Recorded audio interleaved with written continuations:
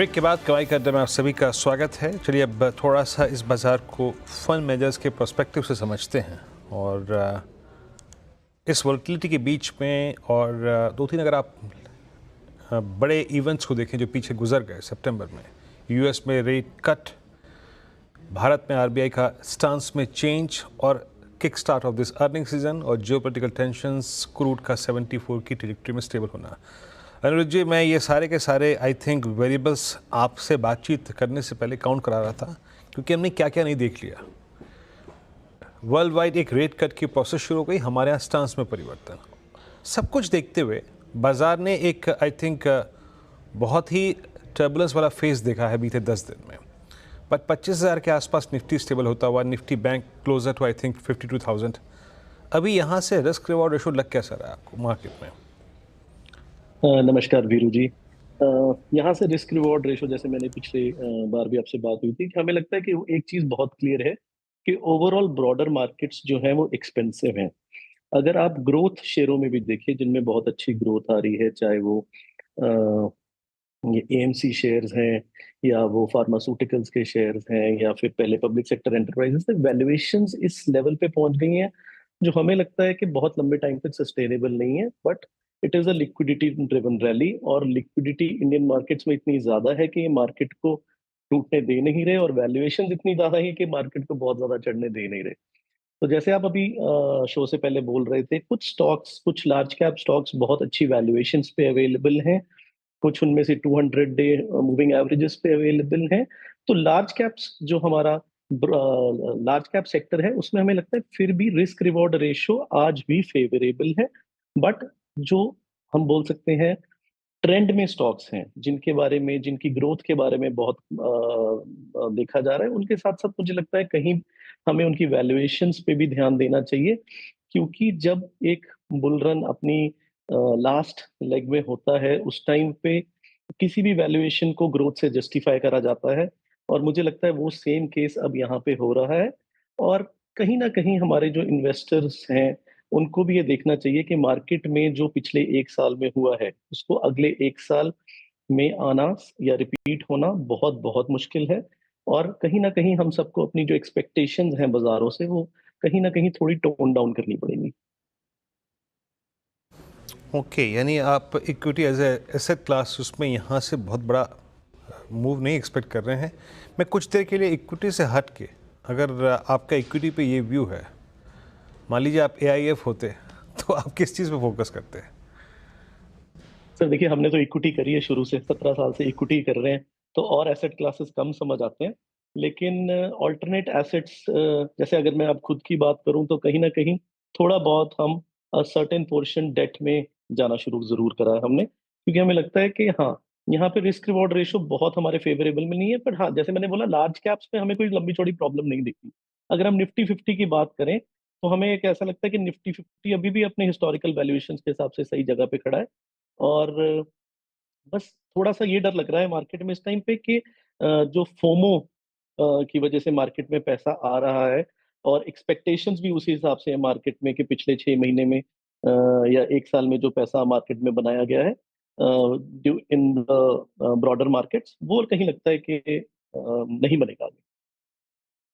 तो फिर ऐसे में अनिरुद्ध, आप अपने आप को पोजीशन कैसे करेंगे? क्योंकि at the end of the day बाजार में लोग पैसा बनाने के लिए आ रहे हैं, राइट? तो इस समय कहाँ पर आपको वो अपॉर्चुनिटी दिख रही है जहाँ पर if not sizeable decent returns 10-12% तक के तो मिले? मैम देखिए, बाजार में जब लोग पैसा बनाने आते हैं फंड मैनेजर्स, हमारा ये भी मैं बोल सकता हूँ कि रिस्पॉन्सिबिलिटी है कि हम उनको सही पिक्चर दिखाएं। मार्केट एक हमेशा, इंडियन मार्केट्स अगर हम हिस्टोरिकली पिछले 30-35 साल देखें, 2 से 3 साल 4 साल के साइकिल्स में इंडियन मार्केट्स घूमते हैं, और वैल्यूएशंस बहुत अट्रैक्टिव से बहुत महंगे में चले जाते हैं। मैं ये नहीं कह रहा हूँ कि यहाँ पे अनसस्टेनेबल है वैल्यूएशंस, बट हाँ, एक्सपेक्टेशन अगली अगर हम एक साल की करें तो हमें बीच में कहीं ना कहीं एक मेजर करेक्शन मार्केट में देखनी पड़ सकती है। तो क्या कहते हैं वो, पहले ही ब्रेस फॉर इम्पैक्ट की सीट बेल्ट बांध के चलिए। वो चीज एक रियलिटी है। मार्केट्स, इक्विटी मार्केट्स आपको रिवॉर्ड भी तभी करती हैं क्योंकि आप में वो करेक्शंस देखने का दमखम रहता है। एंड ये मुझे लगता है कि आगे भी कहीं ना कहीं होगा। और इंडिया में अगर आप देखिए ग्रोथ तो बहुत ही ज्यादा अच्छी हो रही है और कंज्यूमर सेगमेंट्स में तो एक्स्ट्रा ऑर्डिनरी ग्रोथ है। आप जाइए रेस्टोरेंट्स में जाइए, आप जाइए घर खरीदने जाइए, तो एक अच्छी ट्रैक्शन है इंडिया में। बट हाँ, कुछ जगह हम ये देख रहे हैं, जैसे ऑटो सेक्टर देखिए तो आपको दिखेगा कि अनसोल्ड इन्वेंट्री हाईएस्ट है। कहीं ना कहीं अब यूएस रेट कट के बाद जो इनके इनपुट प्राइसेस हैं उन पे भी प्रेशर आना शुरू होगा, जैसे जैसे हम मेटल्स के प्राइसेस बढ़ते हुए देखेंगे। तो हाँ, कुछ सेक्टर्स हमें ऐसा लगता है कि ग्रोथ एंड जो प्राइस है, वैल्यूएशन है, के हिसाब से अनसस्टेनेबल लेवल्स पे। बट हाँ, इंडियन कंज्यूमर के कुछ सेक्टर जैसे रियल एस्टेट है, हमें लगता है कि ठीक रहेगा आने वाले टाइम में। या फिर हमें लगता है जो कंज्यूमर नेम्स हैं उनमें एक रिवाइवल इंडिया में जरूर देखने को मिलेगा अगले एक साल में। तो हाँ, पॉकेट्स हैं from time to time, but overall थोड़ा सा कॉशियस रहने की जरूरत है, बिकॉज मार्केट में वैल्यूएशन से ज्यादा expectations I believe are not right. लेकिन कंज्यूमर, इसको और ब्रेक डाउन मैं करना चाहूंगी। कंज्यूमर नेम्स में भी अपॉर्चुनिटीज गलोर है, बहुत सारी हैं। तो कंज्यूमर में आप वो प्योर प्ले एफएमसीजी कंपनियों पर फोकस कर रहे हैं, आपको ट्रेंड जैसे स्टॉक्स पसंद है, या फिर दूसरी कंजम्पशन थीम पसंद है, जैसे आपने होटल्स रेस्टोरेंट की बात की, would you bank on Indian hotels, आपके ट्रैवल एंड टूरिज्म, किस तरह के स्टॉक्स आपके पोर्टफोलियो में इस समय है, अगर उसका एक अंदाजा दे सके? तो इस समय हमारे पास एफएमसीजी पे बहुत ज्यादा फोकस है। उसका दो कारण है कि अगर मार्केट में कोई करेक्शन आती है तो एफएमसीजी स्टॉक्स आपको एक शील्ड प्रोवाइड करते हैं, बिकॉज वैल्यू और ग्रोथ से जो पैसा है वो क्वालिटी की तरफ जाना शुरू हो जाता है। ट्रेंड जैसे स्टॉक्स की जैसे आपने बात करी, they are extraordinary companies that are being built in, but साथ ही साथ the most topped stocks of the town, and valuation discomfort थोड़ा सा आना शुरू हो गया है। अब हमें ऐसा लगता है कि थोड़ा सा वैल्यूएशन डिस्कम्फर्ट है। अगर आप लॉन्ग रन देख रहे हैं, 3 साल का व्यू रखते हैं और बीच में आपको 20-25-30% की करेक्शन कुछ नहीं कहती, तो वंडरफुल स्टॉक्स हैं। डिस्क्लेमर के हमारे पास इस टाइम पे ट्रेंड नहीं है, एंड हो सकता है आने वाले कुछ टाइम में हम इसको खरीदें। अगर हम और कंपनीज की बात करें, कंज्यूमर कंपनीज में आप देखेंगे 200-300 मल्टीपल पे भी कंपनीज ट्रेड कर रही हैं। तो कहीं ना कहीं थोड़ा सा ये डर लगता है कि ये वैल्यूएशंस सस्टेन करेंगी या नहीं, क्योंकि हमने अपने करियर में ये वैल्यूएशंस कम देखी हैं। तो इसलिए हम थोड़ा सा कॉशियस हैं जो ग्रोथ स्टॉक्स हैं उनको लेके यहाँ से। और हमारा बिजनेस मॉडल ऐसा भी है मैम कि हमें लगता है कि 2 से 3 साल में जो पैसे कमाए हैं और इतनी अच्छी 40% प्लस की कैगर जो आई है उसको प्रिजर्व करना भी इक्वली इंपॉर्टेंट है। तो अभी हमारा focus more on defensive side है। ओके, चलिए एक अब आते हैं एक दो स्पेस और। अच्छा, बैंकों को लेकर एक डेडिकेटेड डिस्कशन ना हो तो अनिरुद्ध जी थोड़ा सा बेमानी रहेगी। अभी मैं जैसे आपके आने से पहले बात कर रहा था, Axis Bank at 200 day exponential moving average, बड़ी underperformance. HDFC bank closer to its high, ICICI bank closer to its high, SBI में एक मूव अच्छा आ रहा था, कोटक में वोलेटिलिटी है, लेकिन हमने देखा कुछ ऐसे बैंक्स को डोमिनेट करते हुए जिनका गोल्ड लोन एक्सपोजर ज़्यादा स्ट्रॉन्ग था, फॉर इंस्टेंस फेडरल बैंक। आप अगर आपका पिकिंग ऑर्डर है बैंक्स में कुछ भी इक्का दुक्का भी, तो वो क्या है इस वक्त?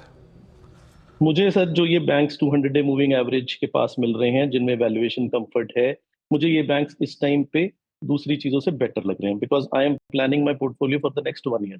तो ये जो गोल्ड लोन है और ये एकदम जो शूट्स हैं जो मार्केट में हमें देखने को मिल रहे हैं कुछ फाइनेंशियल एंड बैंकिंग नेम्स में, मुझे ये लगता है उससे ज्यादा हमें लॉन्ग टर्म क्वालिटी पे फोकस करना चाहिए, क्योंकि ये स्तंभ है इंडियन इकोनॉमी के और पिछले 1-1.5 साल से अंडर परफॉर्मेंस आई है।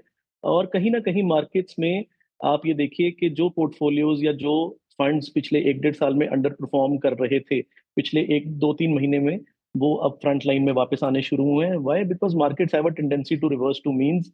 और ये बहुत ही बेहतरीन कंपनीज हैं जिनकी आपने बात करी पहले। तो कहीं ना कहीं इनकी जो प्रॉब्लम्स हैं डिपॉजिट ग्रोथ की, वो धीरे धीरे देखिए एक नेचुरल वे से सॉल्व होंगी, और इंडिया जैसी इकोनॉमी में पॉसिबल नहीं है कि नेचुरल वे से सॉल्व ना हो।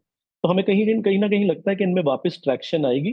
थोड़ा टाइम लग सकता है, बट हाँ, इस टाइम पे अगर मुझे प्रेजर्वेशन ऑफ कैपिटल की तरफ ध्यान देना हो और अच्छी कंपनीज में देना हो, और मैं अगर ग्रोथ पे ज्यादा फोकस नहीं करना चाहता हूँ, तो मैं इन बैंक्स पे फोकस कर सकता हूँ। अच्छा, आज जब हम बातचीत कर रहे हैं, एक स्पेस जिसमें 3 महीने से कूलिंग ऑफ चल रही थी अनिरुद्ध जी, डिफेंस स्पेस, HAL, BEL और वो कंपनियां जो कि कैश में भी हैं, परसिस्ट करती हैं। अब स्क्रीन पे स्टेबिलिटी है, प्राइस वाइज बिहेवियर अच्छा है, और अभी अभी ये मतलब महीना भर पहले सारे के सारे स्टॉक्स, महीना क्या 10 दिन पहले अपने 200 डे एक्सपोनेंशियल उसको विजिट करके आए। क्या बाजार को अब इसमें थोड़ा सा वैल्यूएशन कंफर्ट मिल रहा है, इसीलिए ये चेस कर रहा है? एब्सोल्युटली वीरेंद्र जी, आपने बिल्कुल सही कहा कि कहीं ना कहीं इन कंपनीज में अब बाजार को वैल्यूएशन कंफर्ट है। Leaders of the bull run जब 200 डे मूविंग एवरेज पे आपको मिल रहे हो, तो और अगर आप पहले से उसमें इन्वेस्टेड नहीं है या है भी, तो एक बड़ा अच्छा एवरेजिंग का आपको मौका मिल जाता है। सो हाँ, ये सारे डिफेंस स्टॉक्स, रेलवे स्टॉक्स, ये overall as a group 200 day moving averages के अपने आसपास आ गए हैं। तो हमें लगता है कि ये भी आगे के लिए ठीक है। इनमें थोड़ी सी प्रॉब्लम ये है कि डिस्ट्रीब्यूट ज्यादा हो गए हैं, तो इनको जो रेंज में अपने काम करना है वो नॉर्मल स्टॉक से ज्यादा टाइम लगे, क्योंकि जो इनकी डिस्ट्रीब्यूशन हुई है वो हिस्टोरिक डिस्ट्रीब्यूशन है। जैसे पीछे अडानीज की हुई थी आज से 3-4 साल पहले, तो डिस्ट्रीब्यूशन इनमें अच्छी होगी। बट हाँ, ये इनमें और उन कंपनीज में, अडानीज में जैसे हमने बात करी, बहुत डिफरेंस है in terms of the opportunity that is there in the next 5 to 10 years for these segments. और जैसे जैसे आप ये देखिए कि गवर्नमेंट का हरियाणा इलेक्शंस और गवर्नमेंट में स्टेबिलिटी बढ़ रही है, कॉन्फिडेंस बढ़ रहा है, तो जो रेवेन्यू एक्सपेंडिचर की बात हो रही थी, रेवेन्यू एक्सपेंडिचर की जो एक शंका लगाई जा रही थी कि गवर्नमेंट को फ्री ऑफ से रेवेन्यू एक्सपेंडिचर पे जाना पड़ेगा, ऐसा कुछ नहीं हुआ। महाराष्ट्र इलेक्शंस में भी हमने कुछ नहीं देखा। तो वापस एक ट्रैक्शन इन सेक्टर्स की तरफ, जो केपेक्स ओरिएंटेड सेक्टर्स हैं, एट गुड वैल्यूएशंस वापस आनी चाहिए। वेरी क्विकली, टेलीकॉम पर आपकी प्रेफरेंस क्या रहेगी, क्योंकि अब फिर से अटकलें जोर पकड़ने लगी हैं कि शायद एक और टैरिफ हाइक आ सकता है। Telecom stocks, Bharti Airtel and the likes.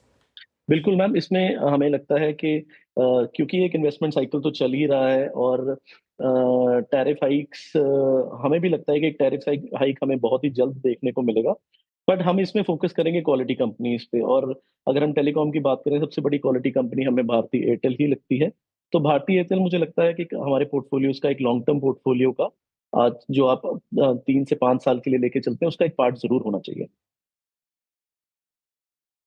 बहुत शुक्रिया आप अनिरुद्ध हमारे लिए समय निकालने के लिए। चलिए, इस बीच मार्केट का हाल आपकी स्क्रीन पर 25,000 के नीचे हम फिर से फिसलते हुए, तो 24,967 के लेवल्स इस समय आपको स्क्रीन पर दिखाई देंगे। करीब 90 पॉइंट नीचे हम। निफ्टी बैंक भी देखते ही देखते अब करीब 100 पॉइंट नीचे आ चुका है, और जो दबाव बना है इस समय वो ज़्यादातर आपके एक्सिस बैंक की तरफ से बनता हुआ दिखाई दिया है। वहाँ पर प्रेशर कायम है, और सुबह से कोटक, इंडसइंड, ICICI तो दबाव में है ही। डीलिंग रूम में क्या हरकत